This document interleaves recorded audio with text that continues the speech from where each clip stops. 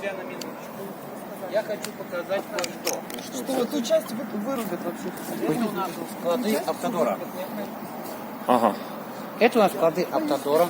Обратите внимание, как у нас хранятся горючие вещества. Это краска, все остальное. Да? Самое главное, в чем хранится бензин. Опана. Опана.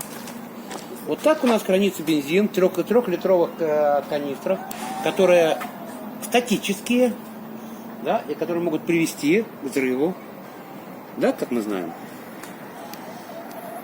Вот так у нас хранится бензин. Вот это вот склад Автодора. Да. Да, и полностью пожарная безопасность здесь отсутствует. Вот. Это орудие правонарушений. Да. Здесь же складируется. В принципе, насчет